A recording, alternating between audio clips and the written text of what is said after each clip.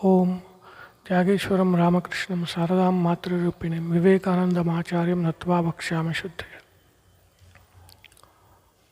So in the last class we saw Narada Maharshi giving us advice as to how a devotee should live in the world, how we should live in the world, and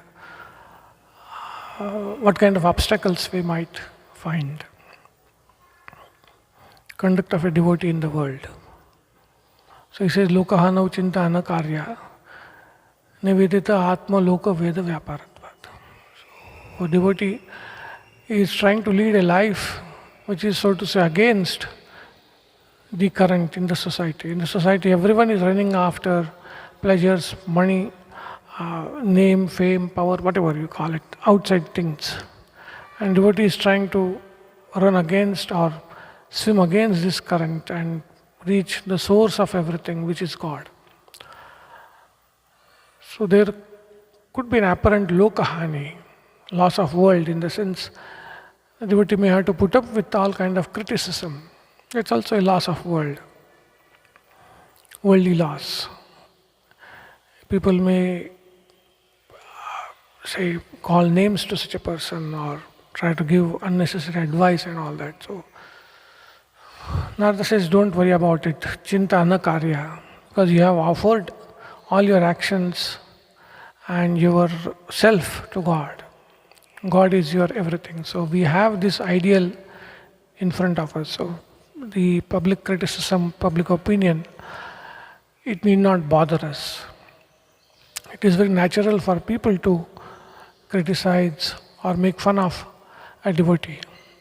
But a devotee need not bother about it, and he or she is able to do it when the ideal is clear in front of his or her mind. That is one kind of lokahani. The other kind of lokahani or loss of world is devotee need not worry about his or her future. See, people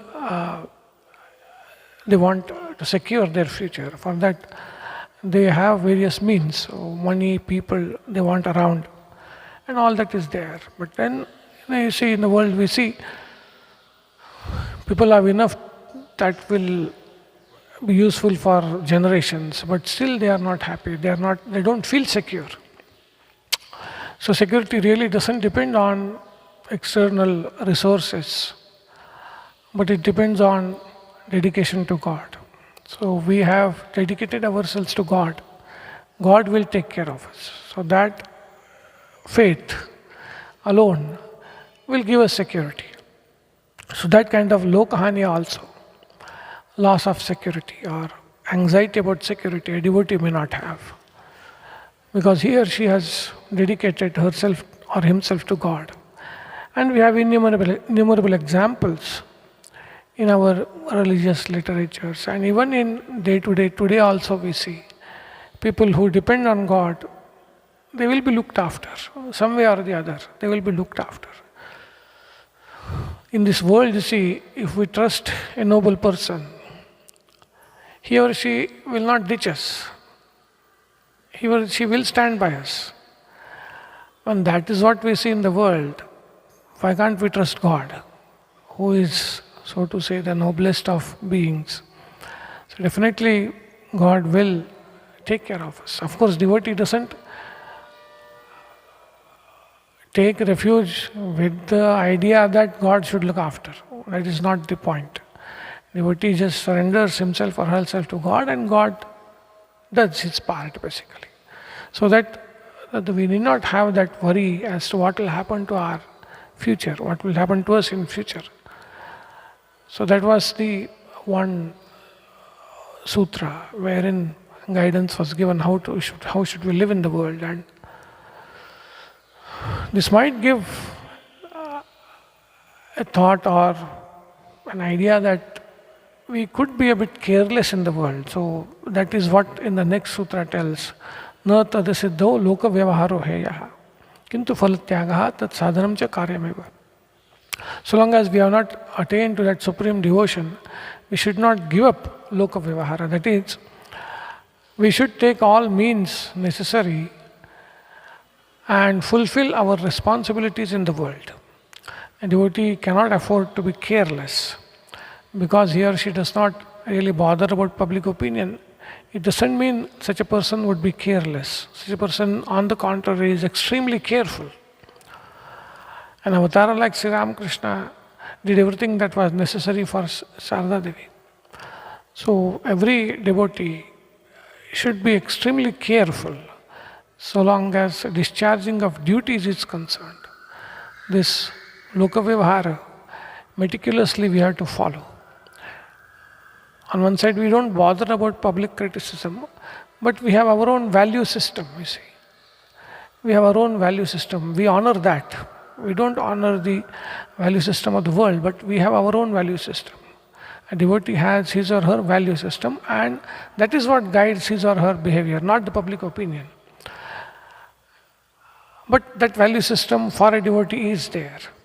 And this is an important part of that value system, that we discharge our duties most sincerely to the last.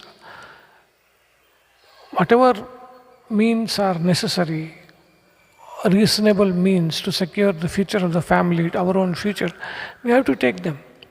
But beyond that, there is no need to worry about it. So, loka vyavaharo na heya, because so long as one has not attained to parabhakti, when you attain to parabhakti, then we don't have to bother about anything. But natat asiddhav, so long as we have not attained to that, we have to look after the loka vyavahara. So that needs to be done. But we will do it on our own terms, for our own reasons, with our own value system. So that is the devotee's attitude while living in the world. He or she is not careless, he or she is extremely careful. And as I said in the last class, carefulness along with carefreeness, both come together. Be careful and then be carefree. Careful so far as work is concerned, so far as discharging of duties is concerned, and carefree so long as the worries are concerned. There need not be any worry, because we have dedicated ourselves to God. So this is the fine balance between the two we have to follow, and that was what was discussed in the last class, the 2 sutras. Next 3-4 sutras, Narada gives some practical guidance. See, earlier he had said, Tattu Vishayatyagat Sangatyagat Avyavratta Bhajana. This bhakti can be attained by Vishayatyaga and Sangatyaga and Avyavratta Bhajana. Then he said, Dussanga Sarvathaiva Tyajya. Dussanga is to be avoided by all means. But how to do it practically? Then in another sutras he gave Kastarati Mayam, and then he gave a long list of what is to be given up.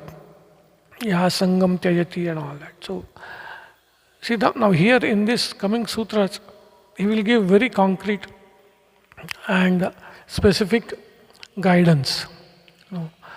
And it will be negative as well as positive. Some things to be given up, and then how to direct it towards God, all that will come. So he says, Stridhana Nastika Vairi Charitram Na Shravaniyam. That is the first sutra. Stridhana Nastika Vairi Charitram Na Shravaniyam.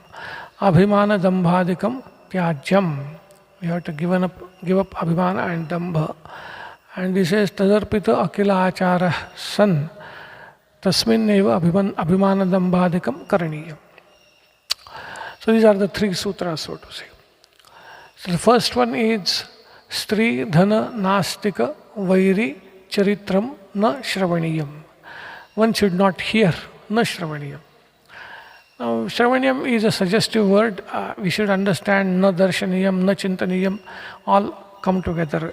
Not to be heard, not to be seen, not to be thought of. In any way, one should not associate oneself with charitra, that is stories or thoughts.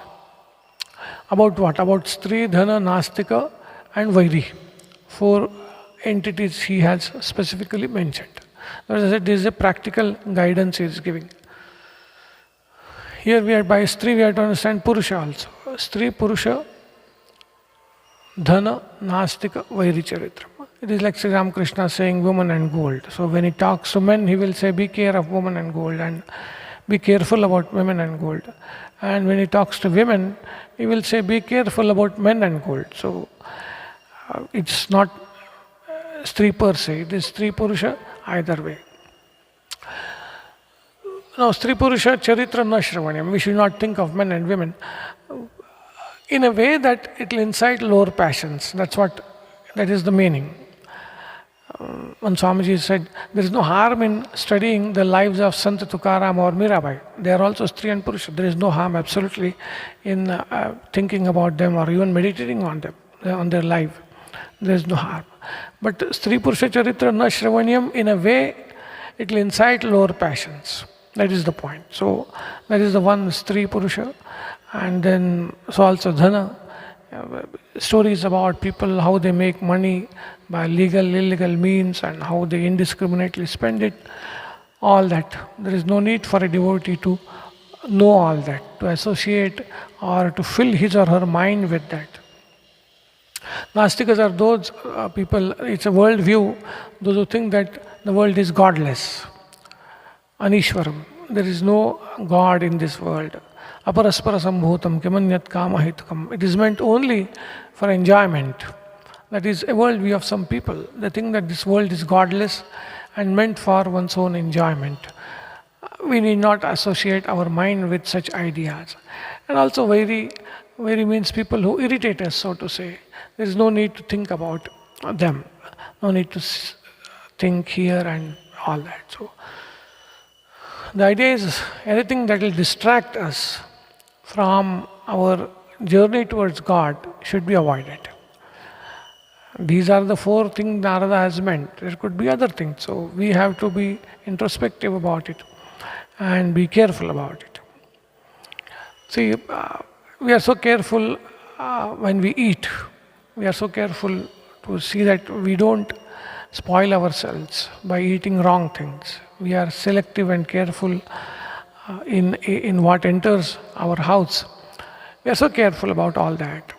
Who comes into our life, we are careful about it. But when it comes to our heart, we seem to lower the guard and let anything and everything enter in our heart. So that is the red flag that Narada is raising. Be careful about opening the door of your heart, door of your mind to all kinds of influences. These influences come to us from various ways. So be careful about that. Now, why is he saying that? See, initially it will be just interaction, hearing or listening, but slowly it will lead to Sangha. This is the problem. So that ladder of descent that Bhagavad Gita talks of, Jhayato Vishayan Pumsaha Sangasteshu Pajayate, Sangat Sanjayate Kamaha, Kamat Krodho Bhajayate, like one after another. This is where there is sense-object contact, the first initial, that is where we have to break the chain. That is the weakest link of this chain, and that is where we have to break it. If by negligence we allow our mind to dwell on these matters, dwell on baser instincts, dwell on godless ideas, slowly mind takes liking for them. And then it's difficult. Once the mind takes liking for certain ideas, for certain objects, for certain pleasures, for certain states, then it's very difficult to control it. So it has to be stopped at the weakest link. And that is why one has to be careful in what one hears, what one sees. Mainly these two, audio-visual, these are the two main doors of entry into our heart. So we have to be very careful about that. And the second thing he says, Abhimana dambhadikam tyajyam. One should give up egoism, pride, and vanity, hypocrisy, and all that. These should be given up. We get this abhimana for various reasons. People, this Maya is so strange. We get pride for all kinds of silly reasons. Because of our bodily features, our intellectual abilities, our efficiencies or talents, whatever. There could be any reasons, a number of reasons for people to feel proud about themselves. Now that is, he says you have to give it up. And damba is vanity or hypocrisy. See, inside one thing, outside another thing. That is not accepted. That is not that behavior of a devotee. Devotee, Sri Ramakrishna says, unless one is simple, one cannot come to God. It doesn't mean one has to be harsh to people, but an attempt to show something which is not within, show a sentiment which is not within, at least that we can avoid. So these are the two things which need to be given up. We should be careful in our behavior, whom we interact with, what we listen, what we hear. These, plus we have to give up this internally, our own pride and hypocrisy.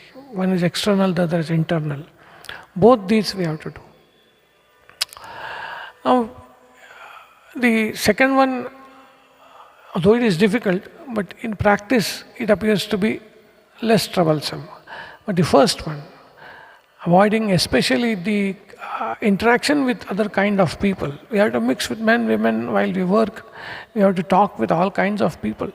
We have to listen all kinds of talk. So how do we avoid it?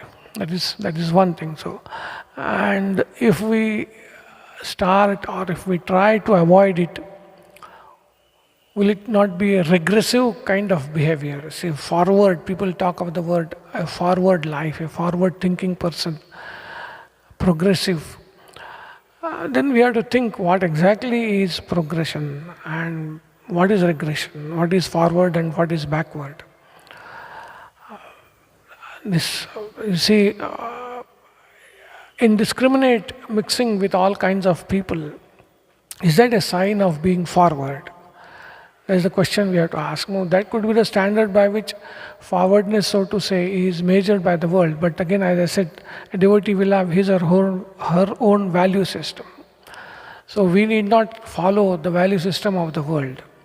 We have our own value system. So long as we are not hurting people, we have every right to follow our own value system. So long as we are not breaking any law and hurting people, so long as we are on the right side of morality, we have every right to follow our own value system. So there is no question of being progressive or regressive if we are trying to be careful in whom we mix with. People go to hotel, they choose what they want to eat, what suits them, they choose. Some may make fun of them, that's fair enough. But that person, if he or she is careful, will not eat something that will spoil his or her health. And for that, he or she might be ridiculed, but that's all right. We can't help it, so we can't please everyone.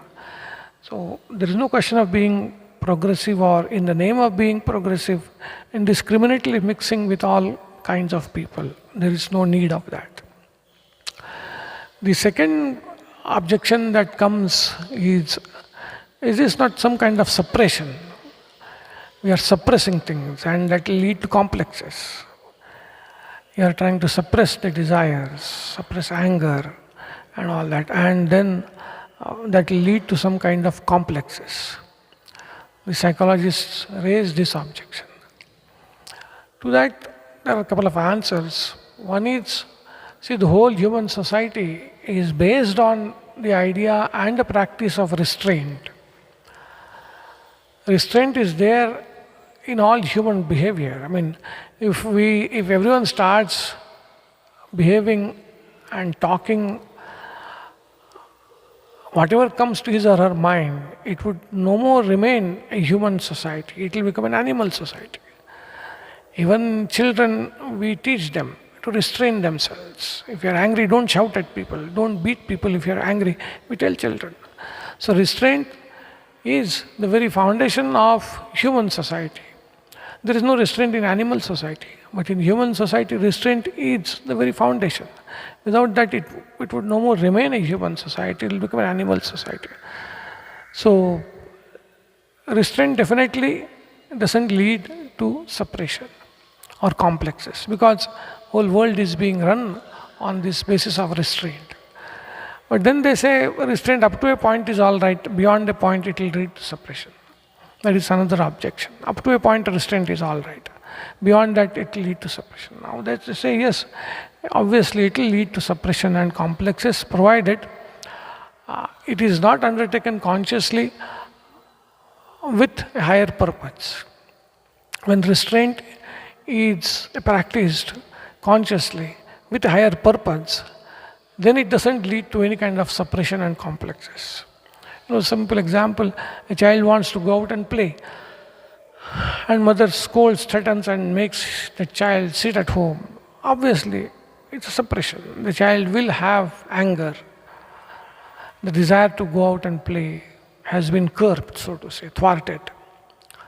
But if the child is made to understand why he or she should not go out, the child feels that yes, studying is more important than playing at this point of the year, then there is no question of suppression, because a higher ideal, so to say, subsumes that desire to go out, and it doesn't give rise to anger or a feeling of thwarted desire. That doesn't happen. That whole energy is, so to say, subsumed in the pursuit of higher ideal. I want to study. That's about it. So there is no suppression if the restraint happens for a higher purpose in life. And that is what devotees are trying to do. Devotees are trying to restrain their anger, their lust, their desire for money, their desire for power, everything they are trying to restrain for a higher purpose. And hence, it will not lead to any kind of suppression and complexes. It will not lead. That is the point. So this is indiscriminate pursuit of wealth and pleasures and all that. That is to be restrained. So what is within moderation, within dharma, that is allowed for the devotees. For householders it is allowed. There is no harm for a householder to pursue within moderation and on the right side of dharma, artha and kama. There is no harm. Beyond that, that is where the problem comes, and that is where restraint is necessary, very much necessary. Only it has to be done consciously for a higher purpose. And that is what the next sutra says. Tadarpita akhila acharaha san kamakrodhadikam tasminneva karaniyam. So he says, you dedicate all your actions unto God, and your kama, krodha, anger, desires, everything, do those or offer those to God or give them a direction towards God. This is where Narada is talking about what is called sublimation. Sublimation of the drives, sublimation of the raw energy which is manifesting itself in all these drives, all these emotions, so to say.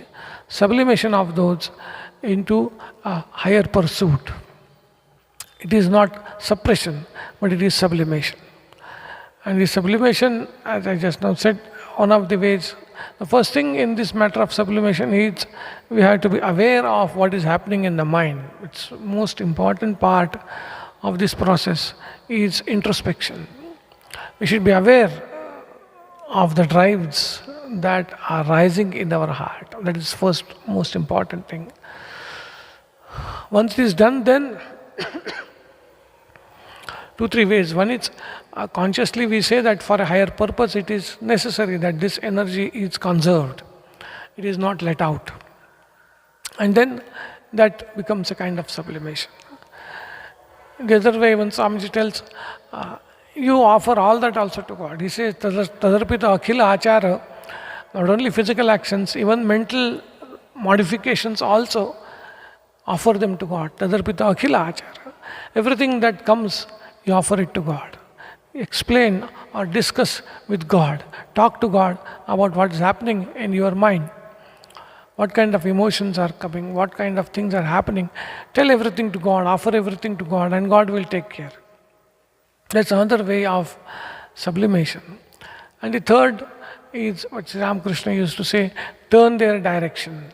Turn their direction. So if you want happiness of the world, instead seek the happiness of surrendering to God. Surrendering to God, that itself, there is so much happiness in that. Or seek the happiness of bhajana, seek the happiness of japa, whichever you want. So this desire is there, desire for happiness is there. Presently it is manifesting in a very lower center, a lower way. So sublimate it and seek something higher, seek higher kind of happiness. That is a way of sublimation. Like that, all the drives can be directed towards God, and that becomes a kind of sublimation. All right. Om Shanti Shanti Shanti Hari Om Tat Sat Sri Ramakrishna Arpanamastu.